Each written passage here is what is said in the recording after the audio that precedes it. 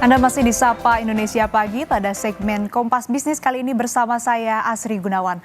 Saudara, bersiaplah lulus dengan utang, bukan lulus cuma mikir cari kerjaan. Pemerintah dan otoritas jasa keuangan menggulirkan kembali opsi pinjaman khusus bagi mahasiswa atau student loan berbunga rendah. Gagasan ini diharapkan menjadi solusi atas polemik kenaikan biaya uang kuliah tunggal atau UKT di perguruan tinggi negeri yang kini menjadi perhatian masyarakat luas. Jika student loan menjadi opsi, Amerika Serikat adalah negara yang sudah dan masih menjalankan skema biaya pendidikan ini. Memang menjadi solusi mahasiswa lulus universitas, tetapi ternyata ada sisi gelap yang sampai saat ini Presiden Joe Biden pun belum punya solusi. Kita ke wall data berikutnya, saudara. Kami akan bahas UKT terlebih dahulu lewat Permendikbudristek nomor 2 tahun 2024 di pasal 5 ayat 3, saudara.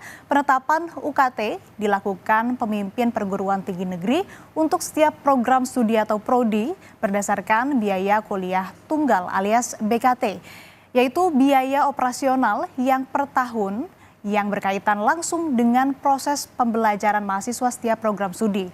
Lalu saudara, di pasal berikutnya, pasal 6 ayat 1, 2, 3, dan 4, di mana tarif UKT untuk kelompok 1 diatur Rp500.000, sedangkan kelompok 2 Rp1.000.000. Kelompok tarif UKT lain, saudara, dapat ditetapkan dengan nominal paling tinggi dengan nilai BKT.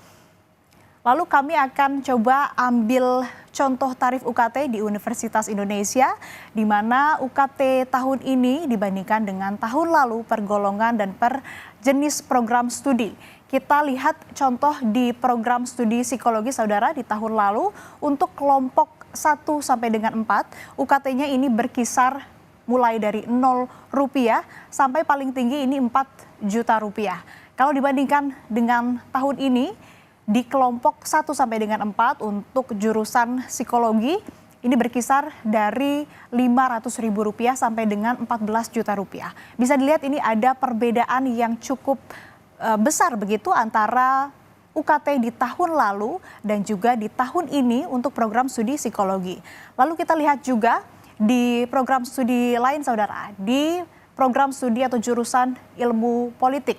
Untuk kelompok 1 sampai dengan 4 di tahun lalu, besaran UKT ini mulai dari Rp0 sampai dengan Rp4 juta.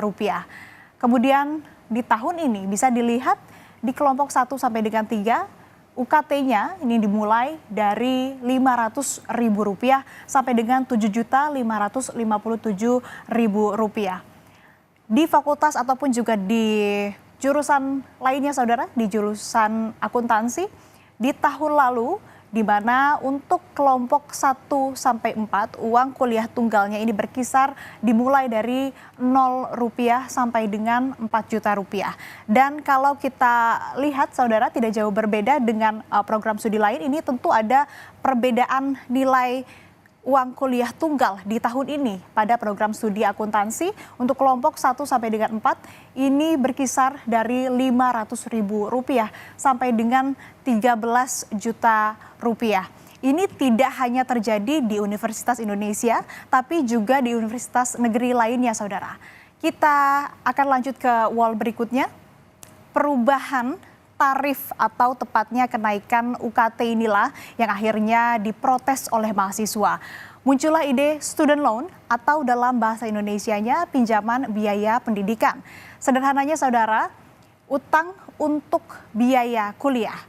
Kami kutip dari Kompas ID yang bersumber dari kajian Semeru.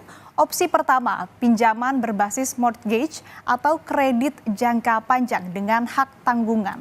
Skema ini menyerupai student loan di Amerika Serikat dan Kanada.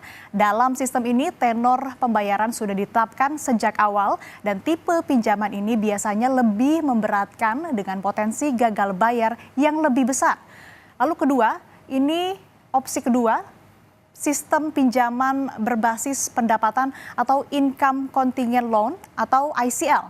Dalam skema ini, saudara, pembayaran cicilan disesuaikan dengan level pendapatan mahasiswa setelah lulus. Mahasiswa baru mulai membayar pinjaman setelah pendapatannya mencapai level tertentu. Nah, ini nantinya akan disesuaikan, semakin kecil gajinya maka semakin kecil pula cicilan yang ditanggung. Demikian pula untuk sebaliknya, apabila semakin besar pendapatan mahasiswa tersebut, maka tentu cicilan yang harus ditanggung juga akan semakin besar. Kita kembali lanjutkan ke wall data berikutnya, saudara. Apakah student loan memang solusi tercepat? Kalau mengacu kepada Amerika Serikat, jawabannya adalah iya. Tetapi apakah bijak? Jawabannya tentu tidak. Student loan di Amerika Serikat punya sisi gelap, saudara, yang mana dampaknya ini berdampak domino bagi negara dan juga bagi yang meminjam. Saudara, faktanya ada 70% mahasiswa Amerika Serikat lulus dengan utang pendidikan. Lalu ada 44 juta warga Amerika Serikat yang sekolah di universitas lewat jalur utang. Kemudian total nilai utang adalah 1,4 triliun dolar Amerika Serikat. Dan kalau pakai kurs ini 16.000, nilainya setara dengan 22.000 triliun rupiah. Ini lebih dari PDB Indonesia yang tahun kemarin 20.000 triliunan rupiah. Anda bayangkan, PDB Indonesia kalah besar dibanding utang mahasiswa Amerika Serikat. Bahkan survei Citizens Financial Group bilang bahwa 60% mahasiswa ini melunasi utang biaya sekolah di usia 40 tahunan. Bisa disimpulkan, saudara, sisi gelap student loan adalah mahasiswa lulus disambut cicilan. Marhaban, ya cicilan. Akan menjadi kecelakaan besar jika mereka tak dapat lapangan pekerjaan. Lalu, saudara, ada dua jenis student loan di Amerika Serikat. Yang pertama yaitu federal, lalu yang kedua ini adalah swasta. Pinjaman federal tersedia melalui Departemen Pendidikan. Singkatnya, saudara, sebagian besar pinjaman mahasiswa federal tidak memerlukan pemeriksaan kredit. Suku bunga mereka juga tidak berbasis kredit, tetapi ditetapkan oleh hukum federal dan biasanya lebih rendah dari suku bunga pinjaman swasta. Lalu yang kedua, ini adalah pinjaman swasta yang tersedia melalui bank, serikat kredit, dan pemberi pinjaman online. Pemberi pinjaman biasanya menggunakan standar mereka sendiri untuk menetapkan persyaratan pinjaman. Tahun 2022, Presiden Joe Biden mengusulkan penghapusan utang mahasiswa senilai 400 miliar yang kemudian ditolak oleh Senat. Lulusan mahasiswa utang kini bekerja di banyak sektor, saudara, terutama PNS, dan masih harus menyicil utang. Bagaimana dengan Indonesia? Ternyata skema yang mirip pernah dijalankan tahun 80-an.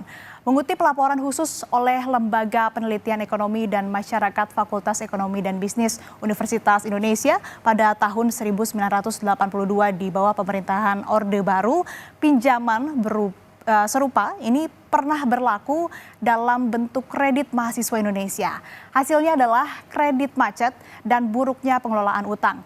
Itu dia kebimbangan mencari solusi mahalnya UKT, saudara. Mulai dari tadi ada beberapa opsi yang ditawarkan begitu, kemudian juga sisi gelapnya dari student loan untuk membayar UKT yang mahal dan masih menjadi permasalahan itu sendiri.